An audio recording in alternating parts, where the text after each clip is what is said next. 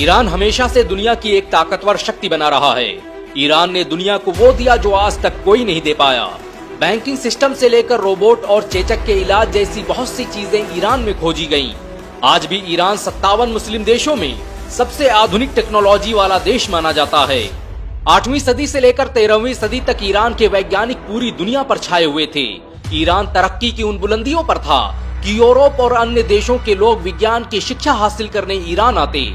इतिहासकार लिखते हैं कि जिस वक्त दुनिया अंधकार में डूबी हुई थी, उस वक्त ईरान उसे तरक्की के रास्ते दिखा रहा था। अमेरिका जिस वक्त नासा के बारे में सोच भी नहीं पाया था, उस वक्त ईरानी वैज्ञानिक ऑब्जर्वेटरी में बैठकर रिसर्च कर रहे थे। साइंस, लिटरेचर, आर्ट और इन्वेंशन के क्षेत्र में ईरान की कुर्बानियों और उसके योगदान को कभी भुलाया नहीं जा सकता। यहाँ तक कि आज हम मोबाइल में जिस बैटरी का इस्तेमाल करते हैं, इसकी खोज भी ईरान में की गई थी। ईरान पहला देश था जिसने बैटरी का निर्माण किया। जैसे जैसे वक्त गुजरता गया, इसी बैटरी को विस्तार देते हुए आधुनिक बैटरियों का निर्माण किया गया। जब दुनिया बैटरी के बारे में जानती भी नहीं थी, तब ईरान के मुसलमान इसका इस्तेमाल कर रहे थे। ईरान की ये पहली खोज नहीं थी, बल्कि इससे पहले 9वीं सदी ईस्वी में मूसा ब्रदर्स ने दुनिया के पहले गैस मास्क का आविष्कार किया था, जो आज भी इस्तेमाल किया जाता है। बनु मूसा 3 भाई थे, जिनका नाम अबू जाफर इब्ने मूसा, अबुल कासिम इब्ने मूसा और हसन इब्ने मूसा था, और इन तीनों ने मिलकर 100 से ज्यादा आविष्कार किए और अपनी किताब अल-हियल में ऐसी मशीनों का जिक्र किया जो आज भी इस्तेमाल की जाती हैं। बनु मूसा की लिखी ये किताब 19वीं सदी तक अमेरिका और यूरोप की यूनिवर्सिटियों में पढ़ाई जाती रही। इस किताब में उन्होंने जिन 100 चीजों का आविष्कार किया था, उनमें से 25 तो आज भी इस्तेमाल किए जाते हैं। आपको ये जानकर शायद हैरानी हो सकती है कि भारत सहित पूरी दुनिया में सालों तक जिस लालटेन का इस्तेमाल किया जाता रहा है, उसकी खोज मूसा ब्रदर्स ने ही की थी, और इसका जिक्र उनकी किताब में भी मिलता है। मूसा ब्रदर्स के बहुत से आविष्कार तब यूरोप पहुंचे जब इटली के मशहूर वैज्ञानिक लियोनार्डो दा विंची ने उनकी किताब का अनुवाद लैटिन भाषा में किया।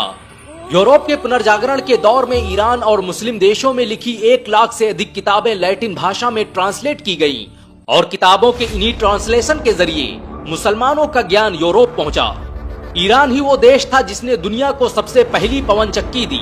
मुस्लिम वैज्ञानिक अल मसूदी ने अपनी किताब में हवा से चलने वाली एक ऐसी पवन चक्की का जिक्र किया जिसका इस्तेमाल बागों को पानी देने और दूसरे कामों में किया जाता था। आज बिजली को बनाने के लिए बड़ी बड़ी पवन चक्कियों का इस्तेमाल किया जाता है, लेकिन मुसलमान आज से 1000 साल पहले ईरान में इसका इस्तेमाल कर रहे थे। ईरान में ऐसे ऐसे वैज्ञानिक पैदा हुए जो न होते तो आज हम सैकड़ों तरह की दवाओं से महरूम रह जाते।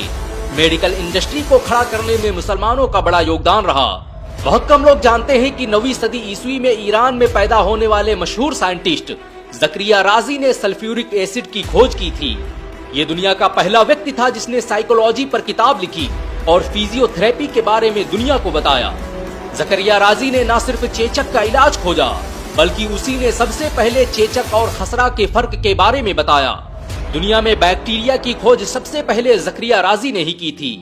आज हॉस्पिटल में जो फर्स्ट एड किट इस्तेमाल की जाती है, उसका कॉन्सेप्ट सबसे पहले इसी वैज्ञानिक ने पेश किया था। 12वीं सदी तक मुस्लिम शासकों ने ईरान को दुनिया की सुपर पावर बना दिया था। दुनिया भर से लोग तालीम हासिल करने ईरान आते थे। 1258 ईस्वी में जब मंगोलों ने ईरानी सल्तनत पर हमला किया और उनकी लाइब्रेरियों में आग लगा दी, तो महीनों तक उसके धुएं से आसमानों पर सूरज नहीं दिखाई दिया। मुसलमानों की सल्तनत तो बर्बाद हुई ही थी, उसके साथ ही उनके लिखे ज्ञान विज्ञान को मंगोलों ने तबाह बर्बाद कर दिया, और इसका असर कई सालों बाद देखने को मिला जब मुसलमान साइंस के मैदान में पीछे होने लगे। आज दुनिया मुसलमानों से पूछती है कि उन्होंने किया क्या है, लेकिन उन्हें नहीं पता कि एक दौर ऐसा भी गुजरा है जब विज्ञान के फलक पर मुसलमानों का राज हुआ करता था। आज दुनिया जिस स्टेनलेस स्टील का इस्तेमाल करती है, उसकी खोज भी ईरान में की गई थी। जर्नल ऑफ आर्कियोलॉजिकल साइंस में प्रकाशित एक रिपोर्ट के मुताबिक ईरान में सदियों पहले बनाई गई तलवारें, खंजर और दूसरी चीजें स्टेनलेस स्टील से बनाई जाती थी। ईरान का शहर चाहक स्टेनलेस स्टील का सबसे बड़ा गढ़ था। ईरान की तरह ही दमिश्क के मुसलमान स्टेनलेस स्टील को बनाने की तकनीक जानते थे, और यही वजह है कि आज भी इतिहास के पन्नों में दमश्कश स्टील का जिक्र मिलता है, जिससे बनी तलवारों का कोई तोड़ नहीं था। अज़दुद्दौला, जिसने कभी ईरान पर हुकूमत की और जो मिडिल ईस्ट का सबसे ताकतवर बादशाह गुजरा है, उसने बगदाद में एक हॉस्पिटल का निर्माण करवाया था जो अपने वक्त का सबसे आधुनिक अस्पताल था। इस अस्पताल में कार्डियोलॉजी, सर्जरी, ऑप्थेल्मोलॉजी सहित अलग अलग डिपार्टमेंट मौजूद थे। ईरान के वैज्ञानिकों ने ऐसे ऐसे आविष्कार किए कि लोग उन्हें जादूगर कहने लगे।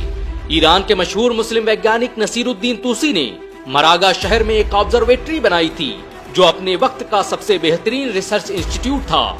जो लोग ऑब्जर्वेटरी के बारे में नहीं जानते उनके लिए आसान भाषा में कहा जाए तो ये एक तरह का रिसर्च सेंटर होता है जहाँ पर आसमान में होने वाली घटनाओं और सितारों का अध्ययन किया जाता है। नसीरुद्दीन तूसी ने इसी ऑब्जर्वेटरी में सबसे पहले मिल्की वे की खोज की थी। नसीरुद्दीन तूसी की ये लेबोरेटरी किसी नासा से कम नहीं थी। आज दुनिया विज्ञान सीखने के लिए चीन जाती है, लेकिन तब चीन के लोग फिजिक्स, केमिस्ट्री, मैथ और एस्ट्रोनॉमी पढ़ने के लिए मरागा आते थे। दुनिया हैरान है कि ईरान ने उस दौर में ऐसे आविष्कार कैसे कर लिए जिनके बारे में कोई सोच भी नहीं सकता था। आज हम जिस अलजेब्रा का इस्तेमाल कर रहे हैं उसकी खोज एक ईरानी वैज्ञानिक मूसा अल ख्वारिज़मी ने की थी। मूसा अल ख्वारिज़मी ने मैथ पर एक किताब लिखी जिसका नाम अलजब्र वल मुकाबला रखा गया और यही अलजब्र शब्द बिगड़कर अलजेब्रा बन गया। आज कौन इंसान है जो स्कूल गया हो और उसने अलजेब्रा न पढ़ी हो। यहाँ तक कि अंग्रेजी भाषा में जो एल्गोरिथम शब्द है वो अल ख्वारिज़मी के नाम का ही बिगड़ा स्वरूप है। आज दुनिया जिन ईंटों का इस्तेमाल करके बड़े बड़े घर तामीर कर रही है उन ईंटों की खोज भी ईरान में की गई थी। दुनिया के मशहूर आर्कियोलॉजिस्ट रोमन ग्रिशमैन के मुताबिक आधुनिक ईंटों को बनाने की कला का आविष्कार ईरान में ही किया गया था। यहाँ तक कि दुनिया में सबसे पहले बेहोशी की दवा ईरान में ही बनाई गई। ईरान में जन्मे अबू रेहान अल बैरूनी ने इतिहास में पहली मर्तबा जमीन से सूरज की दूरी का पता लगाया। महमूद गजनवी ने जब ईरान को फतेह किया तो अल बैरूनी उनके साथ गजनी चले गए। उन्होंने बगैर किसी आधुनिक तकनीक के धरती की रेडियस का पता लगाया जिसे देखकर आज के वैज्ञानिक भी हैरान हैं। भारत के इतिहास पर लिखी पहली किताब किताबुल हिंद अल बैरूनी ने ही लिखी थी।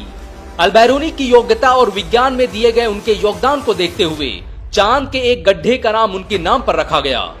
ईरान के मुसलमानों ने दुनिया को बहुत सी चीजें दी।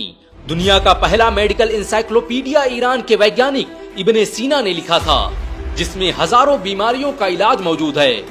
इसी ईरान में जन्मे जाबिर बिन हय्यान ने तेजाब की खोज की थी। तेजाब खुद एक फारसी शब्द है जिसका मतलब होता है एक ऐसा पानी जो सब कुछ जला दे। जाबिर ने एक ऐसे तेजाब का भी आविष्कार कर लिया था जिससे सोने को भी पिघलाना मुमकिन था। जाबिर बिन हय्यान ने नाइट्रिक एसिड, आर्सेनिक, फास्फोरस और क्लोरिक एसिड की खोज की जो आज पूरी दुनिया में इस्तेमाल किए जाते हैं। आज हम लोहे को जंग से बचाने के लिए जिस वार्निश का इस्तेमाल करते हैं उसकी खोज जाबिर बिन हय्यान ने ही की थी। दुनिया का पहला आर्टिफिशियल दिल ईरान के वैज्ञानिक तोफी मुस्सीवंद ने बनाया था। ईरान की तरक्की का अंदाजा इसी बात से लगाया जा सकता है कि सिर्फ 2008 में ईरान में 9,570 से अधिक नई चीजें खोजी गईं। ग्लोबल इनोवेशन इंडेक्स की रैंकिंग में ईरान 67वें स्थान पर पहुंच चुका है। ईरान में आज 400 से अधिक मेडिकल रिसर्च फैसिलिटीज चल रही हैं जो बताती हैं कि आने वाला समय ईरान का है। ईरान अकेला देश है जिसे अमेरिका और इजराइल अपने खतरे के रूप में देखते हैं क्योंकि उन्हें पता है कि ईरान के मुसलमान बेदार हुए तो वो दुनिया का इतिहास बदल कर रख देंगे। ईरान को अगर 57 मुस्लिम देशों का साथ मिल जाए तो वो दुनिया की सबसे बड़ी सुपर शक्ति बन सकता है।